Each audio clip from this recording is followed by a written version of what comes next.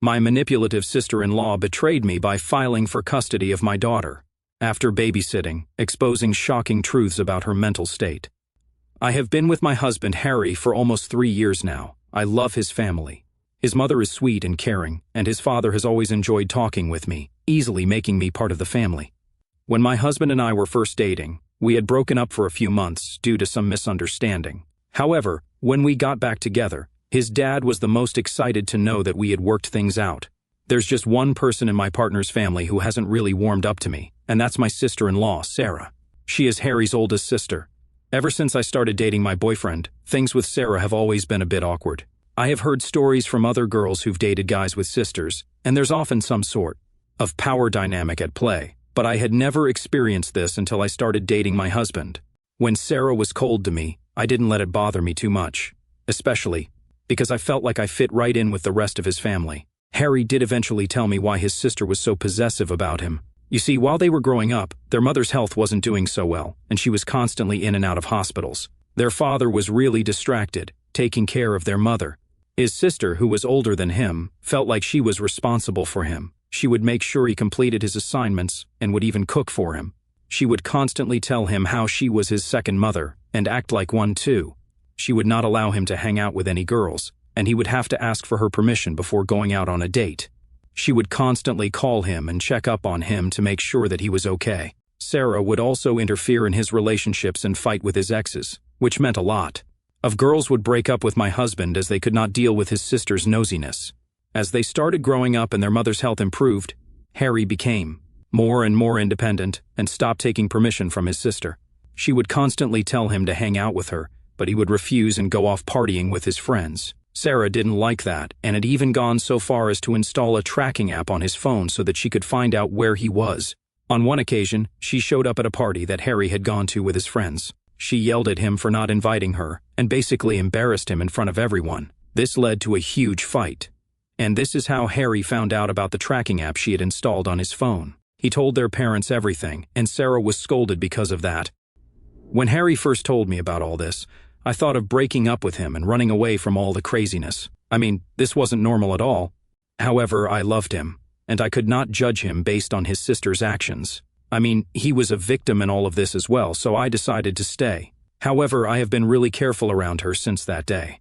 In my husband's family, there's always been a strong tradition of gathering. For family dinners every couple of weeks and for every holiday without fail. We take turns hosting these dinners, rotating between different family members' homes. It's during these gatherings that Sarah and I mostly get to interact because otherwise, she never bothers to call me. I don't mind. Hence, when we meet, I try to be as polite as possible. However, she tends to make comments or taunts that might seem harmless at first glance, but are actually not. For instance, after we finish eating, I usually offer to clean the dishes while my boyfriend and his father clean up the table. Sarah sometimes helps me clean the dishes if she is ever in the mood. One evening, as I stood at the sink tackling the mountain of dishes, Sarah sauntered over and remarked, "Yeah, after how much you ate during dinner, you should clean all these dishes to lose some extra calories." Now, I don't mind doing the dishes on my own, but I was really hurt by the comment. It seemed like she was fat-shaming me when I wasn't even fat to begin with.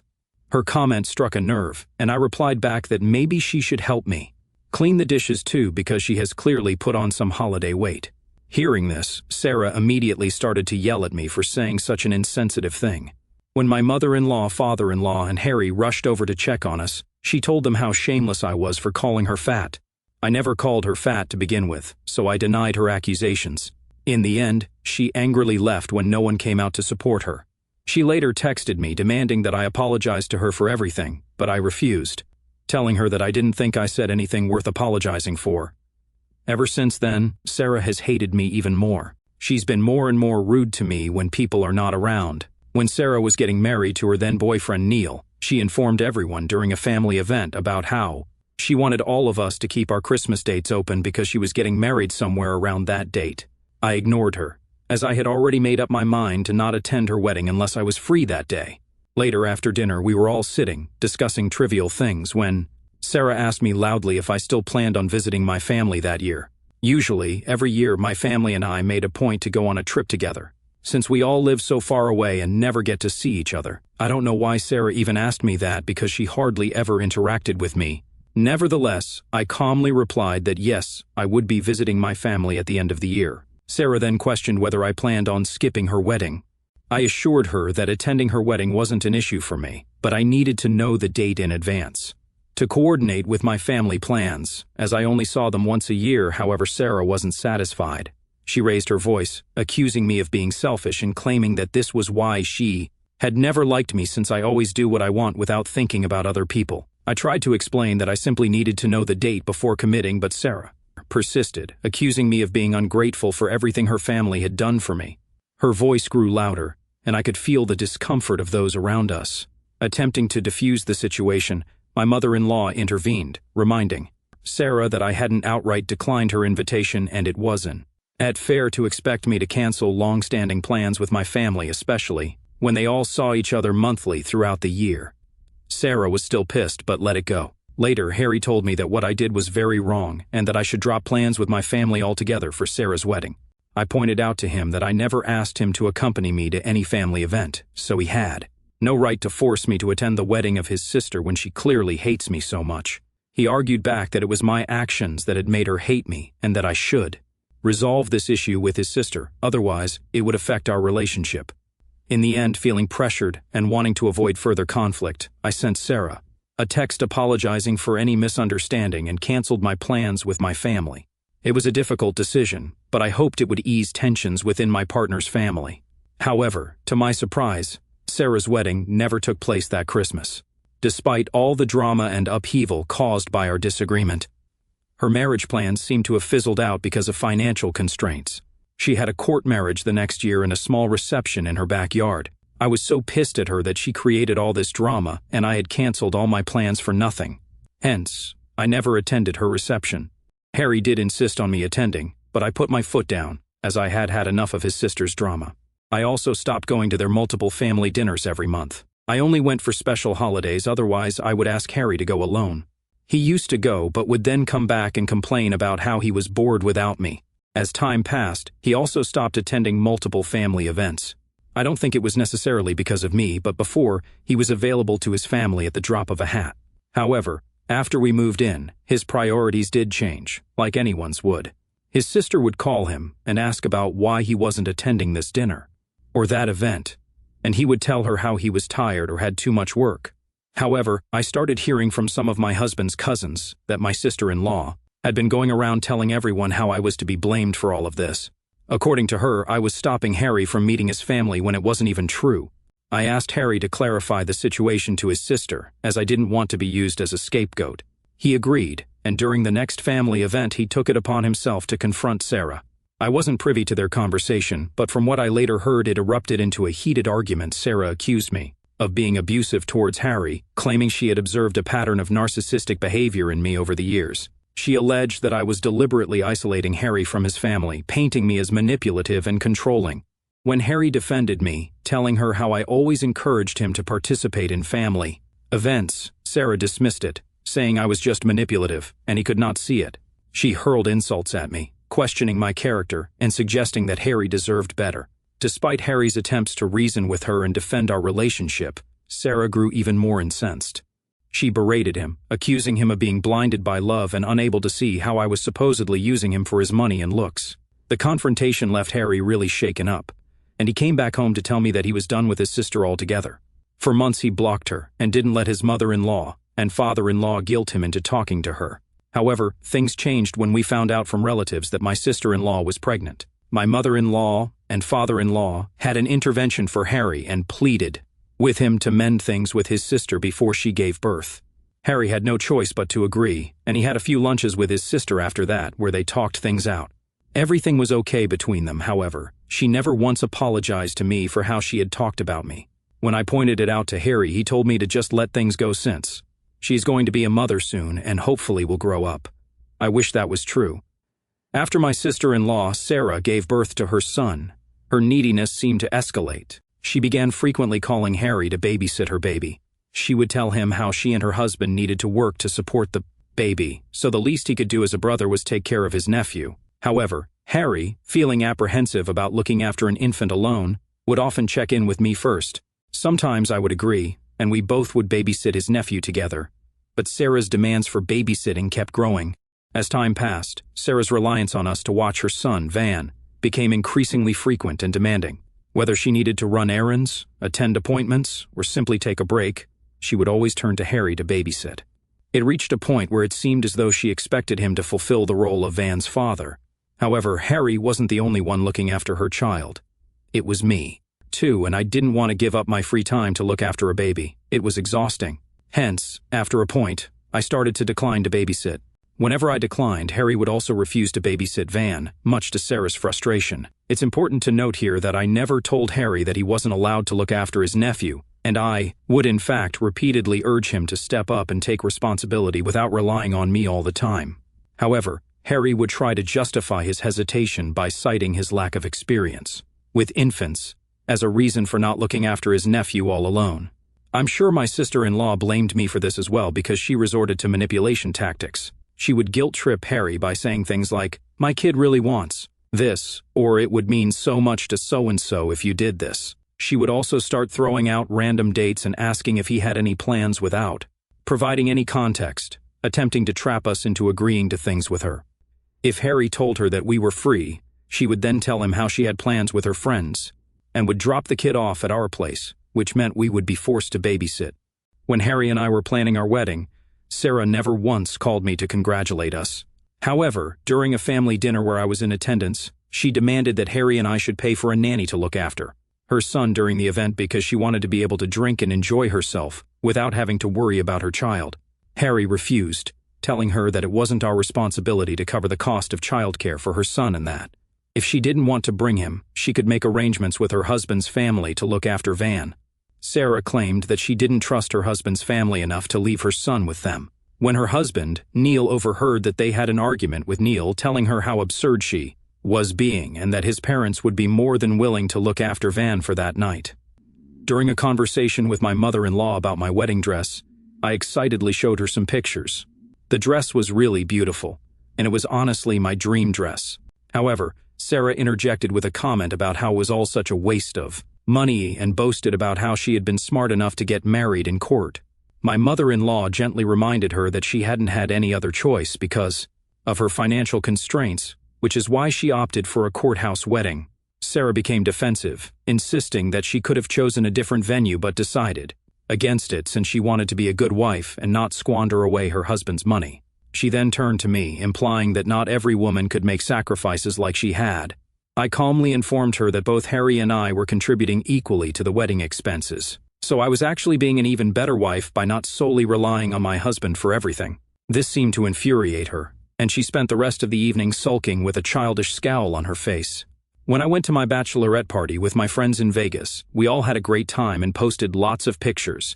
However, Sarah laid a claim to my husband that I must have hooked up with someone there because, according to her, no self-respecting woman would ever drink and party so much before their wedding, even though her own brother had also partied and gotten drunk at his bachelor party with his friends. During our rehearsal dinner, Sarah made it a point to tell everyone about how it was interesting that I had chosen to party so wildly before tying the knot. She told me that I could have had a more subdued bachelorette party here instead of going to Vegas. I simply laughed off Sarah's insinuations and calmly explained to her that I enjoyed going to Vegas. And since it was my own money funding the trip, I saw no issue with indulging in some pre-wedding fun. On the morning of our wedding, as I was getting ready, my mother-in-law approached me with a worried expression. She informed me that Sarah had just sent her a photo of her dress, which turned out to be off-white and could almost pass off as a wedding dress. Seeing the picture, I felt a surge of anger rising within me. My mother-in-law explained that she had no prior knowledge of Sarah's choice of attire, and even showed me messages saying that she had asked her not to wear it, but Sarah had replied that she was already on her way, so she couldn't change her outfit anymore.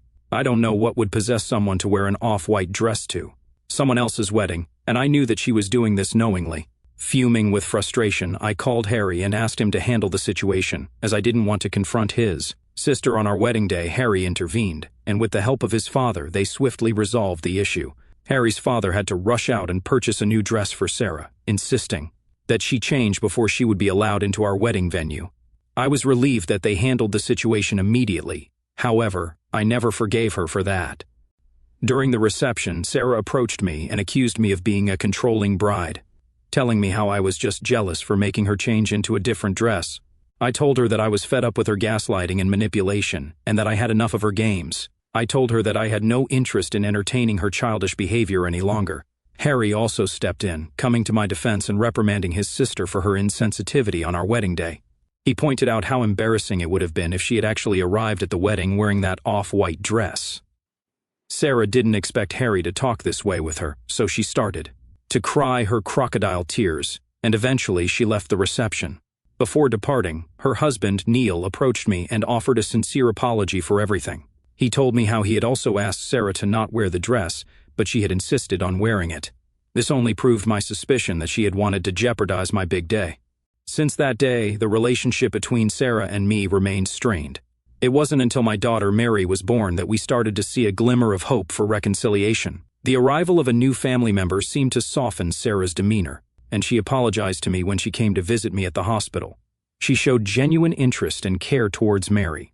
Harry and his family were very happy that she had taken the first step in mending our relationship.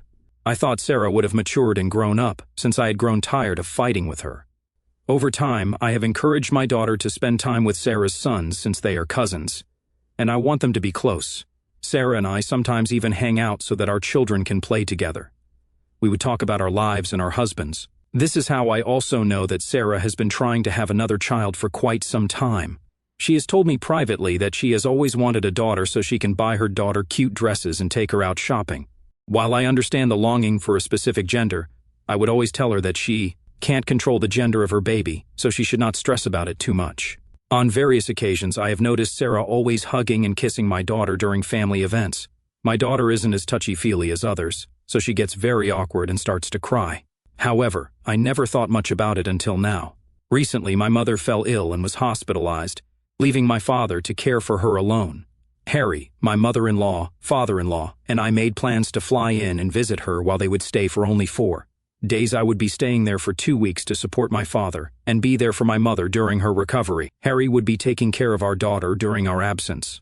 I wanted to take my daughter with us, but because we would be in the hospital the whole day, I didn't want to expose her to the germs. I also knew that she would easily get bored, so Harry offered to ask his sister for help for the 4 days that he would be coming with me. Surprisingly, she enthusiastically agreed to look after our daughter. Before we left, I gave her a list of things my daughter was allergic to, and she assured me that everything would be okay.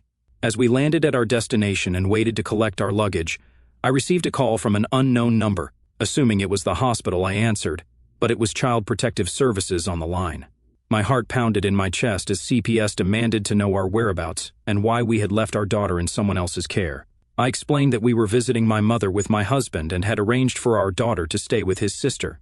To my shock and dismay, CPS informed me that Sarah had filed a complaint against me for abandoning my child and was planning on fighting for custody in court. In a state of panic, I frantically tried to explain that this wasn't the case and that she was my husband's sister who had agreed to take care of our child because we had come to visit my sick mother. I even handed the phone to my husband in hopes of clarifying the situation, but despite our efforts to reason with CPS, it became clear that one of us needed to return immediately to address the allegations in person. My father-in-law and mother-in-law were visibly distressed, witnessing our panic, and they attempted to reach out to Sarah, but she refused to answer their calls. In the end, my husband hastily booked a return flight, which he had to pay twice for since tickets were quite expensive. His parents and I remained behind to visit my mother, as we were already here and had no other choice. The situation left us reeling, and I was so distressed I could not rest until my husband called me to let me know that he had Mary and that she was perfectly safe. Nothing had happened to her. I started to cry because, on one hand, I was already distressed that my mother was hospitalized, and on the other hand, my sister-in-law had tried to take my child away from me. Harry's parents and I have pressed him for an explanation several times regarding why Sarah would file such a false report. My husband has reassured us that he would address all our concerns once we returned home. However, I find it difficult to remain with my mother for a week under such distress. So I've decided to fly back with my father-in-law and mother-in-law in 4 days. I'm currently overwhelmed with anger and frustration towards Sarah. I can't comprehend what could have led her to call CPS on us. I will kill her if I ever see her in front of me ever again. Despite my husband's reassurances that I'll understand everything once I'm back, I can't shake the feeling that he's not taking the situation seriously enough, which only adds to my confusion and frustration. IETA, for thinking what my sister-in-law did was unforgivable? Update 1. It's been 4 days since my last update, and I wanted to update that I am finally going back home today. I don't want to give away any medical details, but my mother is slowly recovering, even though she is still hospitalized. Once I have confirmed that Mary is doing well, I may consider returning again, depending on how things unfold with my family. I'll be sure to provide another update soon. Also, I want to address concerns regarding my husband's capability to care for our child. While he was initially tasked with babysitting his nephew when he was younger, due to his sister's demands, he has since matured into a wonderful father. I have complete confidence in his ability to take care of our daughter. He cares for her attentively and treats her with the utmost love and care. Kindly don't blame my husband for this fiasco of why my sister-in-law called CPS. For the last 4 days, my father-in-law and mother-in-law have tried everything to get in touch with her and her husband, but no one is answering their calls. I don't know if that's fishy or not, but I just wanted to update that here. Update 2. I know it's been a week since I updated, and all of you have been messaging me and commenting on my posts like crazy, asking me for an update. I want you all to calm down and stop imagining the worst-case scenario. First of all, my husband and kid are perfectly safe. Nothing has happened to my child, and she is her playful self as usual. Later, when we all sat down together to talk, my husband, Harry, explained the events that had unfolded. He revealed to us that the reason we had been unable to get in touch with her was because she was in a psychiatric hospital. We were taken aback, and my mother-in-law looked concerned as Harry went on to explain more. Apparently, Sarah has become obsessed with getting a daughter, which I kind of already knew, but what I didn't know was that on the day we left Mary in her care, she saw it as an opportunity to fulfill her desire to have a daughter. Sarah planned on taking us to court and fighting for custody so she could take away our daughter. She did tell her plans to Neil, who didn't believe her at first and thought it was a joke or something, because no one in their right mind would even think something like this. However, she did file the complaint, and then Harry had to fly back home to clarify the situation with CPS. After hearing his explanation and verifying all his details, CPS firmly warned Sarah against filing false complaints in the future. Later, Harry confronted her too, as he could not believe that his own sister could have done something like this to us. It was then that Sarah started justifying her actions, telling him how she had watched me and my daughter for months, and apparently I was not a good mother since I didn't kiss or hug my kid enough. She told Harry that every child loves to be held, but that whenever she held my daughter, Mary, she would start to cry or get uncomfortable, which made Sarah believe that I was perhaps abusing my daughter in private. Harry got pissed hearing this and told his sister that her behavior wasn't normal at all, and that she was starting to get too obsessed with our daughter. Sarah kept repeating how she deserved to have our daughter, so Harry pointed out how ridiculous her assumptions were and how wrong she was to call CPS on her own family without any proof. Eventually, after hours and hours of talk, Sarah broke down, admitting to Harry that she was not in the right state of mind and that she needed help. She said how she fantasized about stealing our kid away from us since she had always wanted a daughter. Even her husband, Neil, was shocked to learn about the extent of her struggles. In the end, Harry and Neil had a heartfelt conversation, and Neil packed a bag for Sarah so he could drive her to a psychiatric hospital for treatment. This is why she has been unavailable for the past few days. Neil apologized to my father-in-law and mother-in-law for not picking up their calls, expressing his desire to clarify everything in person. Since then, Van has been staying with us for the time being. I know Neil works long hours and I don't want Van to be alone in the house, so we've welcomed him into our home to ensure he has company and support during this challenging time. Now that everything has been explained, I can understand why my sister-in-law called CPS and why my husband waited until now to explain everything. It's a lot to process, and honestly, I'm at a loss for words myself. Update 3. Wow, my post has gone viral apparently, because I saw my story on a random TikTok account. I listened to all of your advice, and I have talked to my husband as well. He has agreed to take a restraining order against my sister, even if she's getting treated for her mental health. I'm honestly scared of leaving my child behind and visiting my parents next week. However, my husband and in-laws have assured me that they are going to make sure that nothing happens to my child. I also feel immensely guilty that I didn't spend enough time with my parents, especially given my mother's illness. Hopefully this time, I can spend some quality time with my father and be there to support and watch over my mother as she continues her recovery journey.